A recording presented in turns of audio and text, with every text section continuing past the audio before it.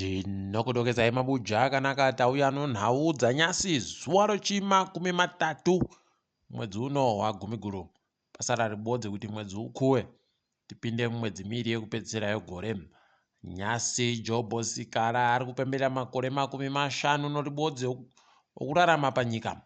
Apa akapfikiwa achemuchizarira cho chikurubhi idi makorokoto kwaari. Kaitiri ngezviri munhau dzanyasi kurukota rinoringano zveutano chiremba Mombeshora ragonyora iro richireketa iro kutoti munzvimbo dzoHarare dzinoti budiriro Mbare nomufakose kwai kwaita Chihwere choMhetamakumbo. Varume zvakaita kunyangara pariba ari kuziva kuti chatanda sei kana kuti chiri kudini, asi ipapa kwai chatoita kusimudza musoro.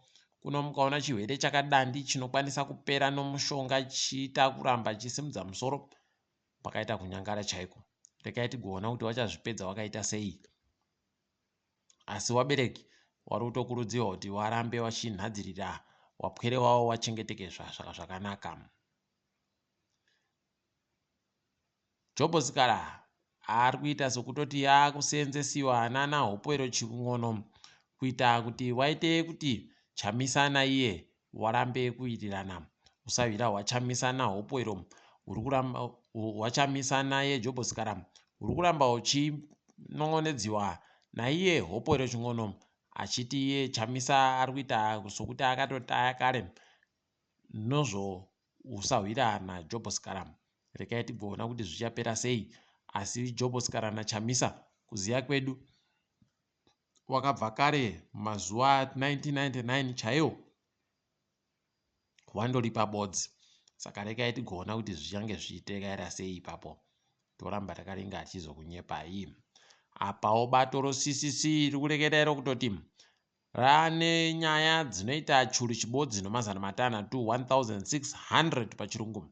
Dzonyaya dzowanhu wagobatiwa wachivhiringidziwa kukubiwa pabodzipo nokutsakatisiwa dzimwe nguva wachizooneka wakakubiwa.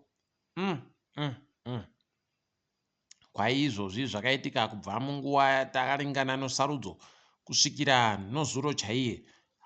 Unobva waona kuti paribe chizvinu. Apa wagotoreketa kutoti wana mai ndo wari kunyanya kuvhiringidziwa nonyaya dzi, nokutoti wese munhu afunga kuita mutsepwede yache wakadzi ndo wanenge wari padhuze, ndo wanonyama nhete ka kwai wasinganetse kuvhiringidza. Asi zvisvino ba toimba kutoti zvichakuwa makunokuno yano. Tafara kutoti kuno mumwe muChina pabodzipo wabiya chewairiyo kuKaroyi wasungiwa wakaendesiwa kudarodzi mhosva nonyaya yekuti wanga wari kuda kuedza kuba wapwere wairi wari pasi pamakore 20 kuti waendese kunyika yeChina kuorooriwa ikweyo.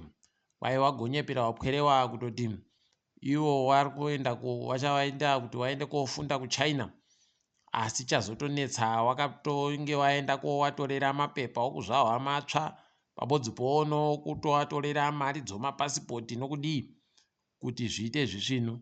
Kuno wakazobva wabatiwa wakaita kuwachengeta munzvimbo yeHarare.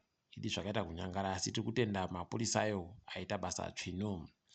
Kuno mumwe musoja abva kunyika yeBelarus anonzi General Victor Shimain kwai agotumiwa kuna munangarwa naiye mutungamiri wenyika yeBelarus. Rekai tigoona kuti zvimwe zvichaburika ipapo, tinenge tizokunyepai. Kanzuro yeguta reHarare kureketa kuno inokona kuvhiringana nowazhinji wariwaridzi wenzvimbo muHarare mo. Yagotoreketa kutoti makambani nowaridzi wemidhuri yomuHarare wanofanira kuita masondo mairi ari kuteera waise nzvimbo dzokutaira manyara, mabhini pachirungu. Kwai ipapa wanenge watadza kuita izvi wachakona kutobisiwa kana kubisisiwa mari yechoupenzi kana kutokirwa kunze chaiko kuti wareke kugopinda munzvimbo dzokuseenzeradzo. Kunorekai tigoona kuti zvichadini, asi wamwe wakutoreketa kutoti izvi ndizvo basa zvatairingira kuti zvinenge zvichiitiwa nehurumende yobato roCCC. Tinenge tichikunyepai kuti zvii zvinenge zvizoitika ipapo.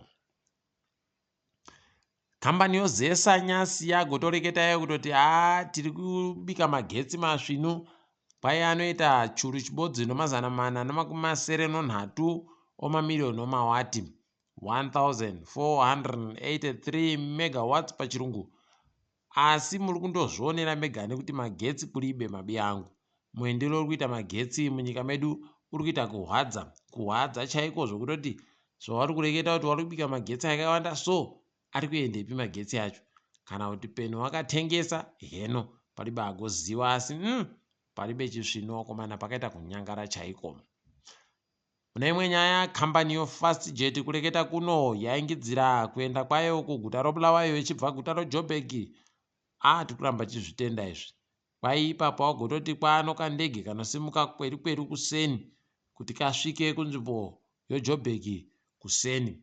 Aiwa tiri kuzvitenda izvi. Wari kuringira kuti ichaita kuti vanhu wakawanda wakone kuenda kunzvimbo yoJoburg vachibva nzvimbo yoBulawayo.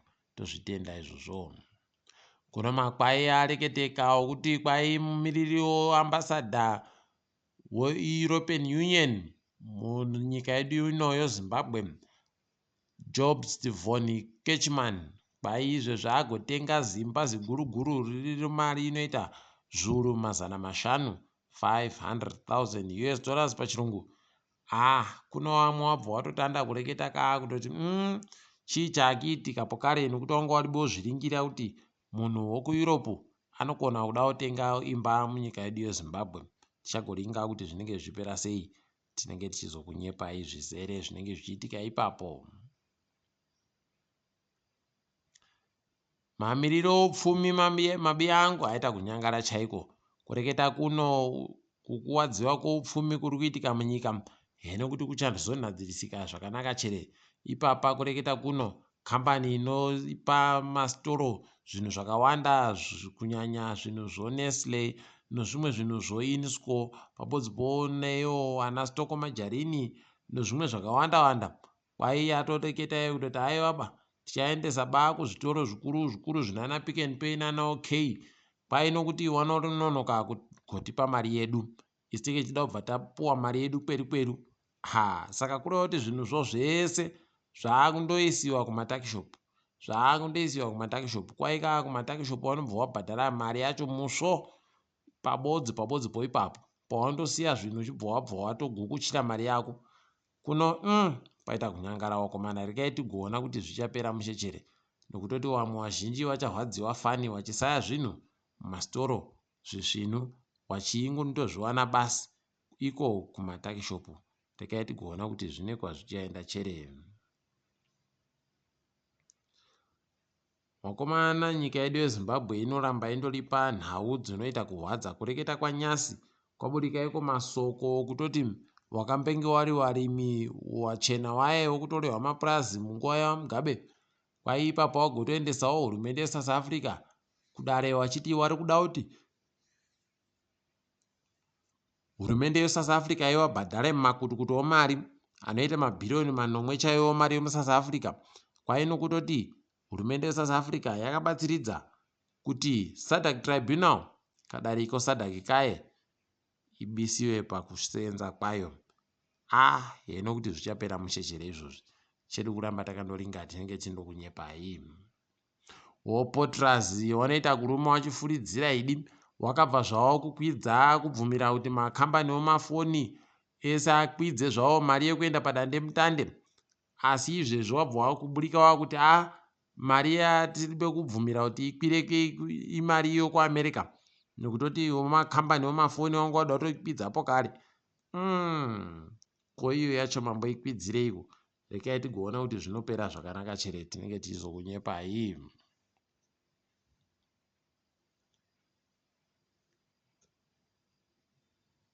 Munyaya inohwadza kundoifunga inobva waita kuita kusaya pokuringa. Kundoifunga wotoita kubata chipfuwa kutoti zvingandoita kunyangara. Nyika yedu yeZimbabwe yajiwa nokanyika koNamibia kumutambo wekiriketi. Mabi angu. Ndati ndazviona baini. Ipapa yakambenge yatungamira kaatwiri kukabodzi. kuno apa yabva yajiwa, tuiri twakasara tacho bva yajiwa, kusara yakuita tutatu kutuiri bva yajiwa. Unobva waita kuona kuti pakaita kunyangara wakomana. Hino kuti tichapona chere kana kuti tichazosimuka chere, ticharamba hedu takaringa. Apa tiri kundofarawo zvedu kutoti wakomana wekepekepe Caps United yafara jero ZANU-PF yagojiwa newakomana weDynamos Dimbare. Tikuti makorokoto waitamba mutambo wechibukuka wakawaja notuiri kwa 0. Tikaringa dzopasi rese kureketa kwanyasi kwaipapa dare romuSouth Africa ravhiringidza vazhinji nokutoti ratiro mutemo unochokuita nonyaya yokuzvarwa kwapwere munyika mo vanhu vachienda kumabasa. Unopa mwedzi 4 kuwabereki wese. Kana wakada kuti mwe miri kwai ndiwo, kana wakada kuti mwe 3 mwe miri kwai ndiwo. Asi paribe chisvinu dai wari vamwe watoingidzira kaa kutoti bambo kana bambo apo kana mwedzi mubodzi kana masondo 2 zvawo kuti andotambawo nomupwere zvichidanu kuno paribe chakadando. Rekai tigona kuti zvichapera mushechere izvozvi. Tindori muSouth Africa mo kwaina Ramaphosa zuva rochi15 mwedzi wazvita kwai yato holiday. Makorokoto. KuZambia Edgar Lungu agoti inini ndichada bazvo kuramba ndakandogara ndichindopuwa mari yomujhandirere yehurumende inopuwa mutungamiri wenyika akamboita mutungamiri wenyika iyi. Kwaenda kuda kubenhuka kuita zvomatongerwo enyika zvakazara. Warume kunoatadzawo kundodi pfama achisiya zvichindoenda zvakadando wapedza pako ka kuno rekai tione ipapa kuti zvinopera mushechere. Toramba takaringa hedu kuti zvinenge zvichira nokupi. Apawo kudunhu roGauteng muSouth Africa vanhu vaita kuvhiringidziwa nochando yekureketa kuno chiripe chisvinu. Ukaona izvezvi matsvira machando chacho mapisira achiri kuwaita ka ukaita zvokutamba unotogowa chete ipapa. Rekai tigona kuti wanoipedza yakaita sei nyaya yacho, tinenge tizokunyepai. Kukinya tiri kufarawo kunyepa kuti kwai izvezvi kupera kwegoreku wakuda kutoti wabise nyaya dzomapepa omavhiza kuvanhu vese muAfrica. Tikuti paperi nazvo dai zvatoenderera mberi. Hino kuti yedu nyika ichazviitawo chere kana kuti ichazviitawo rini.